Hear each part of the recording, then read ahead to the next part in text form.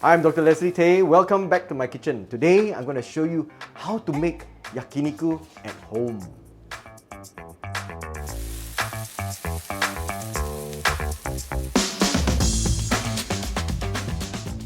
Of course, you can easily get a yakiniku meal today, but if you want to have a really good experience and you want to experience really good Japanese Wagyu like this A5 beef or this A4 beef, then the cheapest way to do it is actually to buy it yourself and make it yourself. All you need is a stove, a few vegetables, a few sauces and dips. You can have yourself a really nice meal. So, big question. Where can I buy beef of this quality at a good price? There's this company called Nikuichi that used to sell all these Wagyu to the restaurants, but now they're opening up to the consumers online. These are special sets that I got them to do for me because I like yakiniku and I want to be able to get these quality beef at a good price. So this one is going for $60. It's 400 grams of A4 beef. This one is going for $120 and this is 450 grams of A5 beef. The first thing about yakiniku is you need to have something like this at home. Anything will do actually. You can even just have a portable stove and you put a pan on it and then you can grill the meat slowly one at a time, and it's one of those things that I really enjoy. Later you will see how much I enjoy it. So we got 4 different kinds of beef here. These are all A4 grade. We have this one is karubi. Karubi is short rib. And then we've got some of this, which is Kainomi, which is from the abdominal muscles here. We've got skirt, which is called Harami. And then we've also got sasami, which is the flank. So these are what we call sort of secondary cuts. They are not the prime cuts. The prime cuts will be something like Sirloin Steak. This you all will recognize. This is very common and very easily recognizable. Again, we have some Kainomi, and this is Misuji. This is also very beautiful. So it's an exquisite set. So the next question is, do we start with the fatty beef first or the lean beef first? What do you think? Those of you who say fatty, yes, you're right. Why start with the fatty? Because the fatty beef is going to fill you up very fast. So if you are the type who likes to leave the best for last, right, you will find that by the time you get through all the lean beef, you may not have space for your fattier beef. So start with the fat one and then go to the lean one. But it's up to you lah. It's all there, so whatever you like. Okay, it's very fast. This will cook really fast. There you go. It's done. And for the fattier cuts, I usually like to take it just with salt and pepper because you don't want to. It's already very juicy. You don't want to mask the real flavor of the beef. Then pick up a little bit of rice like that.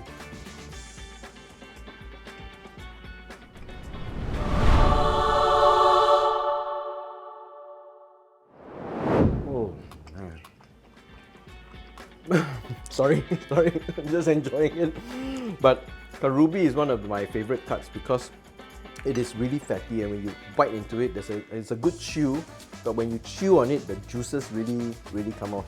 So let's try some of this. This is the skirt. This is called the Harami skirt steak. This is another sprinkle that I like to use. This is a yuzu salt.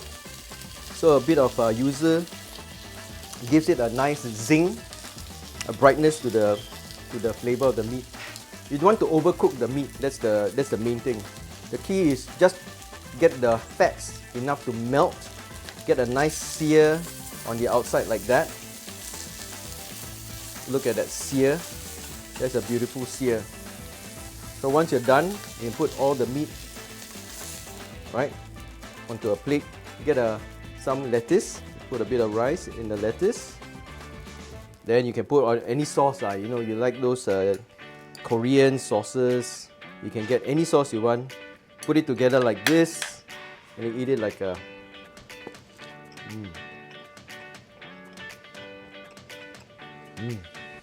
So harami is actually the outside skirt. Outside skirt means it's the diaphragm muscle, which means it's very near to all the organs of the cow. That's why the beef has got a very strong flavor, right? So some people like the strong flavor. If you don't like the strong flavor, you can put a bit more sauce on it, and that will help to mask the flavor. So next, we're gonna try some Kainomi. The Kainomi comes from the plate of the beef, which is around this area. It is equivalent to the sirloin flap. So it's a flap meat, which means there is a muscle that is from the abdomen of the animal. So this is actually a very prized part as a yakiniku cut. It's got a nice balance of marbling, lean and fat, and it's going to be delicious when you cook it. Okay, here we go. I'm sorry if it's a little bit too technical for you lah, but you know, I'm a doctor, so I think in terms of anatomy when I eat my beef. I like to know which part of the cow it comes from, which muscle. So for those of you who are a bit more nerdy, right, when it comes to beef, I think you'll appreciate it. For the rest, just buy the set and enjoy. Okay, you just sprinkle some salt, pepper on it, like that. You see, it develops a nice sear. Look at the nice sear already. Okay, sometimes you can dip it into the sauce, put it onto your rice. Just pick up a little bit of rice like that. Look at that. Ooh. Beautiful, look at that.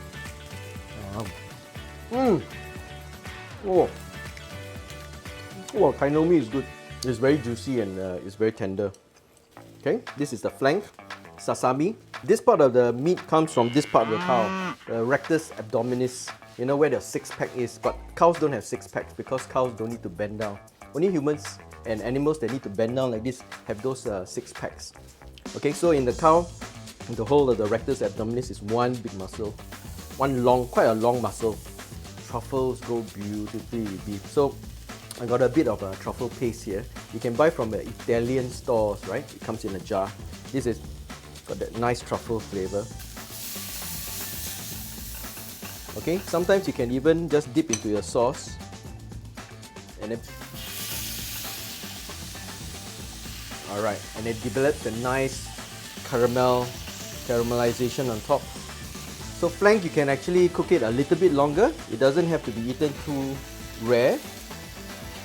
Okay, I'm gonna put it on my rice. Beautiful. Then I'm gonna put a little bit of this truffle paste onto the beef.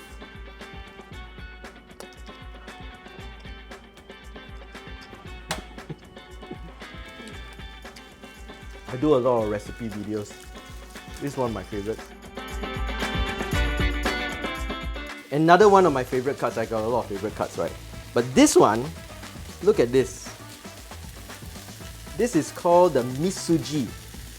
It's very easily recognizable because you can see there's one line going down. It looks like a leaf. Okay, so once you look at this, you know definitely there's only one piece of meat that looks like this in the entire cow. That's Misuji. This comes from the oyster blade. For those of you who like flat iron steaks, flat iron basically is when this is divided into two because there's a very chewy, sinewy membrane in the middle and that gets cut off. But when you cut it so thin in yakiniku, you can actually eat it with no problem. So this is Misuji. You don't want to overcook it, this one. You gotta go real fast. I'm just gonna have some salt, pepper over it, done. Okay, so this side is cooked about 80%. The other side is only cooked about 20%. So you don't want to overcook this piece of beef because this really is gonna melt in your mouth, right? This is going to so melt in your mouth. I always like to eat it with a bit of rice because the rice helps to absorb all that oil and the fat, right? So when you bite into your beef together with the rice absorbs that fat and it gives it that sweetness at the end when you chew.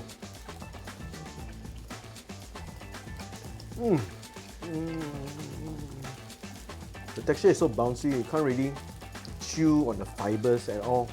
It's almost like eating a very juicy fish ball, you know, that kind of very bouncy texture. It's a very special piece of meat, Misuji. Okay, finally, we have some steak. What we want to do now is to prepare this beautiful piece of strip loin, or the Japanese call it sirloin. So unlike all the other slices of beef, where it's basically sliced very thin, sirloin is actually served as a steak. So the texture and the feel when you eat this beef is going to be quite different. You want to get the pan really nice and hot. I put the pepper and salt on both sides already.